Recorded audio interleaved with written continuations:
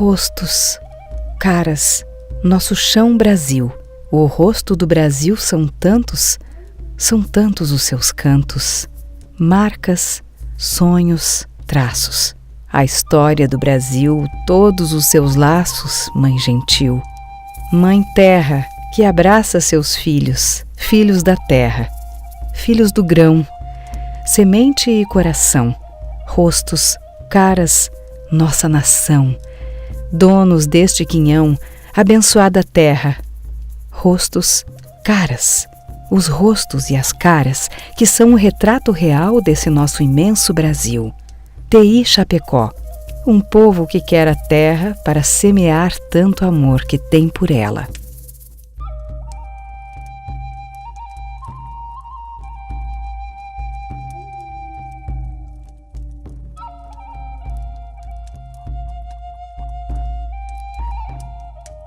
A voz de um povo, TI Chapecó. Nossa aldeia, nossa história, nosso mundo.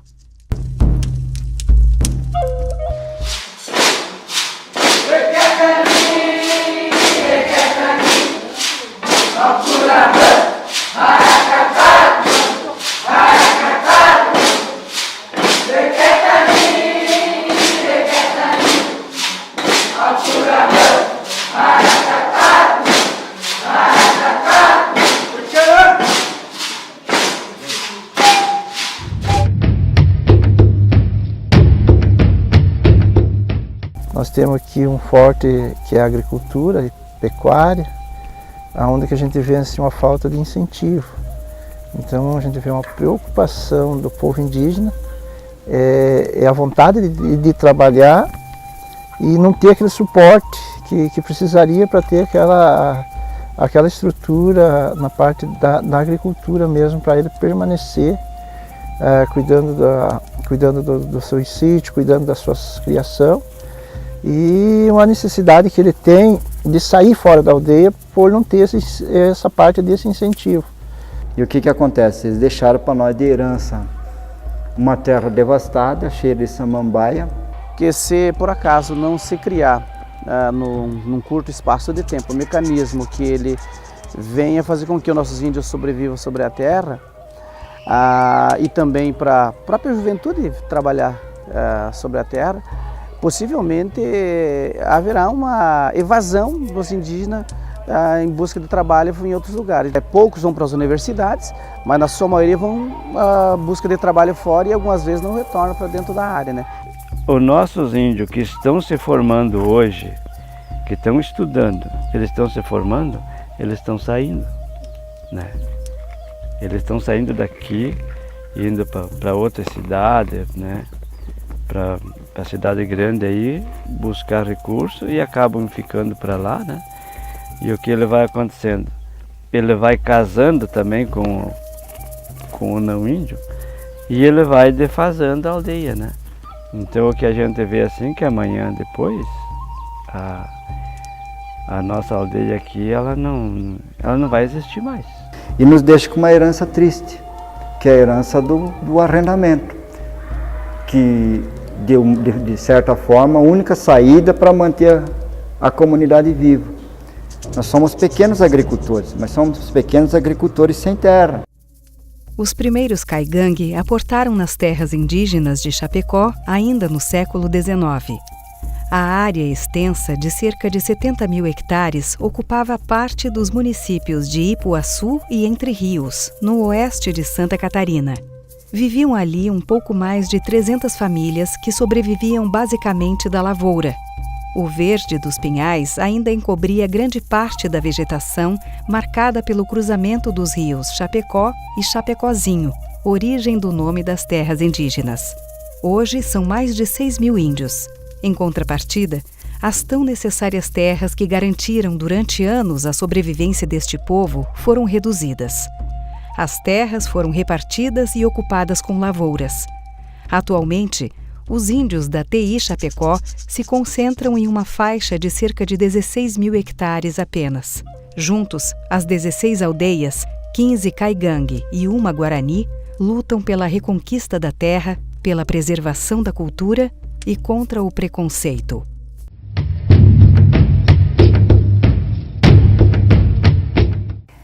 Em 2015, nós fizemos os estudos de impacto da linha de transmissão de propriedade da Transmissora Sul-Brasileira de Energia, os impactos sobre a terra indígena Chapecó, e como medidas compensatórias pelos impactos foram programadas algumas atividades, alguns programas.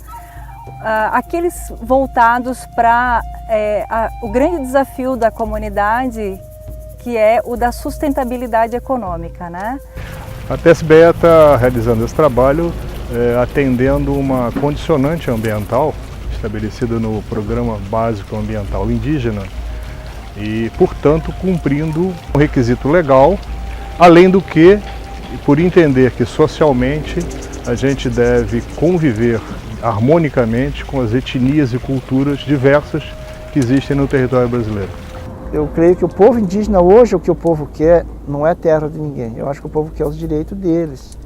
Eu acho que o que o povo hoje busca, o povo indígena busca, é onde é que já tem as demarcações, onde é que tem os decretos, que é realmente comprovado terra indígena. Então, é mais do que justo o povo indígena requerer o que é de direito nosso, que foi conquistado.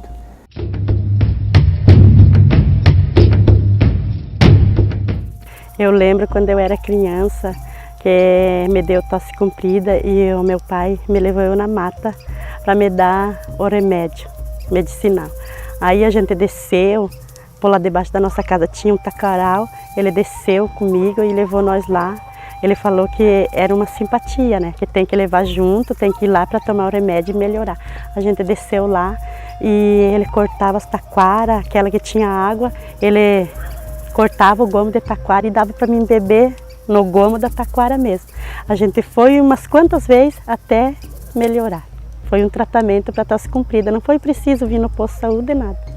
Ela criou nós, a custa disso sim. Fazia, vender, né? Daí comprava roupa para nós. E nós na aula, e ela dando de vestir. Dá comidinha, tudo, né? Vende, daí compra as comidinhas. Porque daí o pai abandonou, né? Foi embora. E ela que criou nós tudo. Eu sempre vou longe vender. Só eu e Deus. Hoje o índio quer trabalhar, quer produzir, quer evoluir, quer ter o mesmo direito que todo mundo tem, tanto na área de saúde, educação, esporte, lazer. E são coisas ainda que nós estamos gatinhando, caminhando para que tudo isso venha acontecer para o indígena. Claro, sem deixar de ser índio, brigar pela nossa cultura, estar revitalizando ela, cuidando dela, fazendo os rituais, usando nossos remédios, nossa medicina caseira, medicina indígena, mas ao mesmo tempo nós queremos estar trabalhando. A comunidade indígena é muito importante para o município, para a produção que eles também produzem e auxiliam no movimento do município, soja, milho, feijão, também tem a produção de leite, tem a cooperativa do leite no município aí, que eles fazem parte, então é muito importante para o movimento do município, para as lojas, para o comércio, que o dinheiro gira aqui no município, gira mais emprego, dá mais movimento no movimento econômico do município.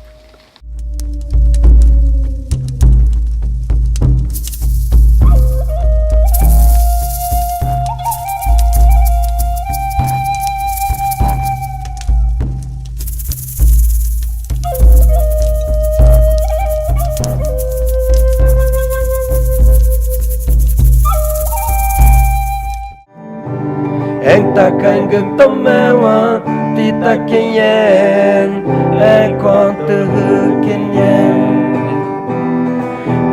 sharen muang ta kenyen angam brancron muyen.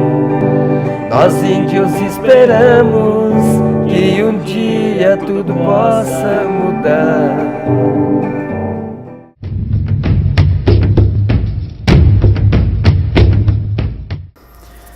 Nós compramos a terra. Os Caingangue trabalham na época comandada pelo cacique Vai Crer, que é um outro cacique da nossa região. E em troca do trabalho dos índios, eles pegam a terra, que na época ela vai ser entre a linha telegráfica, a margem esquerda do rio Chapecó Grande e a direita do Chapecózinho. Vai dar em torno de 70, 75 mil hectares de terra. Pelo próprio governo, né? A distribuição de terra, a lei de terras, né? No início do século, foram tirando nossos índios. Na década de 40, eles tiraram todos os índios do Todo Imbu e jogaram para cá, porque a nossa terra, na verdade, ela liga aqui de Bom Jesus até Abelardo. Tudo que está para cá da BR é nosso território, é nossa terra, inclusive o Todo Imbu.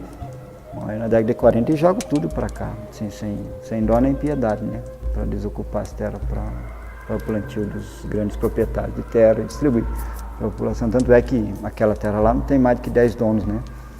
Os índios são jogados na marra aqui, né? Mandado pelos diretores de índio, né? Do SPI, que eram militares e não... Nos anos 70 nós fomos, na verdade, explorados de certa forma, de certa maneira que não dá nem para acreditar, sabe? Se eu te contar, essas terras que vocês verem hoje que são lavouras, eram todas cobertas de pinhais, né?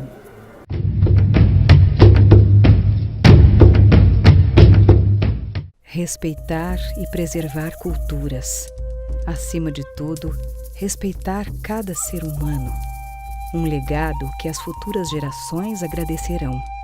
Somos uma nação composta de tantos povos e cada um de suma importância para contar a nossa verdadeira história. Um Brasil de todos, todos os olhares, todas as culturas, respeito às diferenças, a todos os sonhos, a todas as luas, aquarela de todas as cores. Os donos dessa terra precisam dela para regar seu orgulho, para florescer a esperança, dar futuro às suas crianças. A terra para quem é da terra, para que os filhos da terra plantem o amanhã.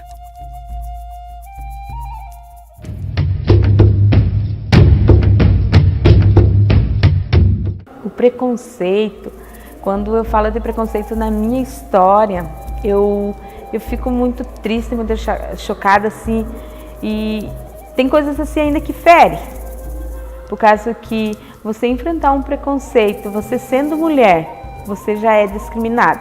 Aí você sendo mulher indígena, você é pior ainda. Então, assim, muitas das vezes a gente passava por dificuldade que a gente tinha que escolher. Bem que tu seria indígena ou tu se revestia de não indígena. Tu se escondia. E às vezes você sentar numa mesa que tinha não indígena, eles todos levantarem, pegarem o lanche e saírem. Só porque tu era indígena e que você estava ali naquela universidade, por mais que fosse mérito teu, e eles se levantar e sair. Eles têm uma cultura e eu tenho outra. Então a minha intenção é essa, de que eles entendam que o que liga a gente é a mesma coisa. Nós somos seres humanos e que o preconceito, esse que a gente vê, na maioria, não é só com a gente indígena, com negro, enfim, que não precisa ter isso. Tu não precisa me amar de paixão por eu ser isso, tu tem que me respeitar. Né? A minha cultura é diferente da tua, a única coisa é essa, de que eu tenho direito de viver, eu tenho direito de usar celular, eu tenho direito de internet, eu tenho direito de usar um carro, né? De vestir a minha roupa, de quando tá frio eu me agasalhar, e que a única coisa que tem, né, não é a cor da minha pele, é a minha cultura, é o meu modo de viver que é diferente.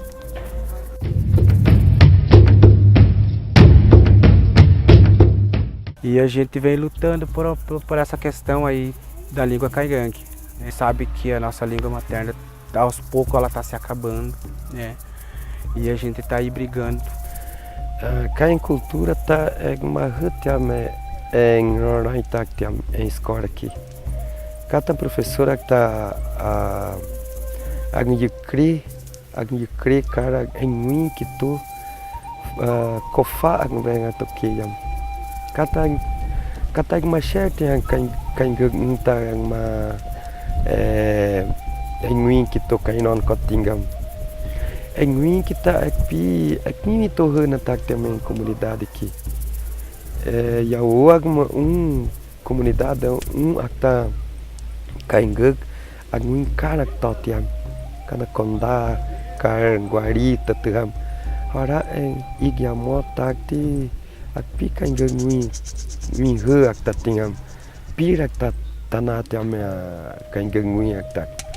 Kata em cultura tá uma a resgatar que tá professor em nós tá reta tingam. Kata uma certa tingam tá angbre em nós tá tingam. A gente consegue hoje identificar o indígena mesmo quando ele fala a língua caigangue. Se ele fala o idioma, você identifica ele mais facilmente do que os demais indígenas. Também nós temos indígenas que já perdeu essa língua, não se fala mais o idioma.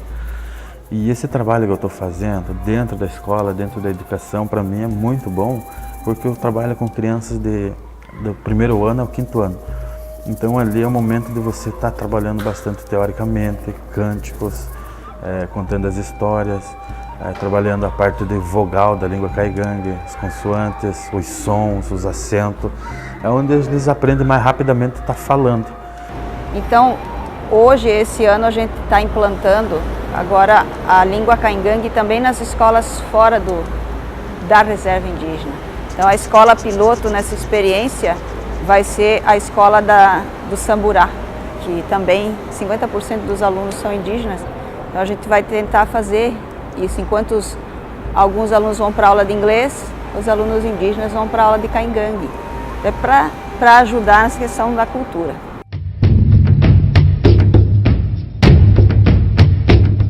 Os principais impactos identificados têm a ver com a questão ambiental, não é?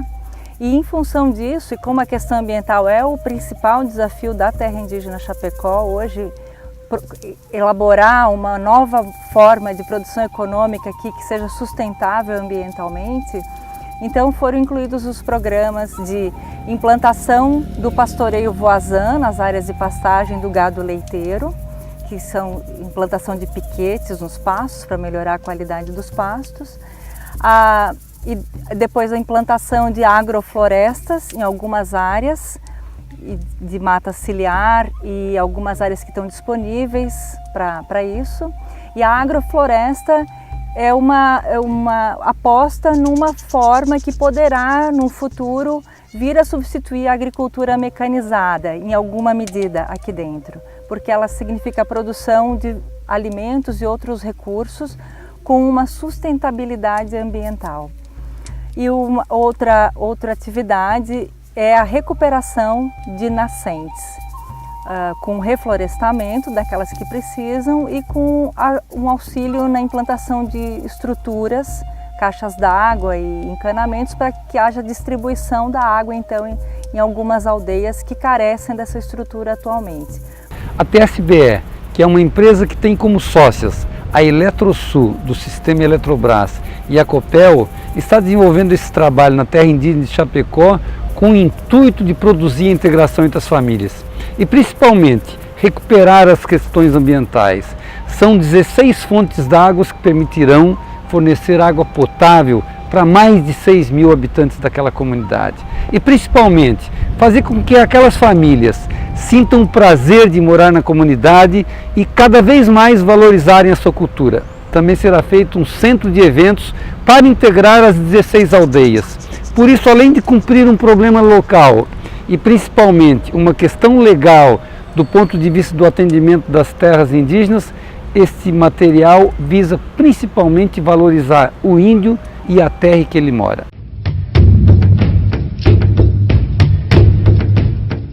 Porque Caigangue, Guarani, Xuclém, Xetá, os mais de 300 povos do Brasil, ele não vive, né? Ele sobrevive. Nós queremos terra para isso. Todo indígena tem direito de usufruir, explorar toda a terra indígena.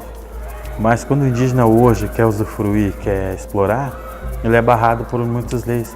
E mostrar para a sociedade que nós somos um povo que só queremos o direito de permanecer aqui com a nossa realidade, com a nossa cultura, mas que não somos inferiores e que nós podemos usar o cargo que nós quiser usar.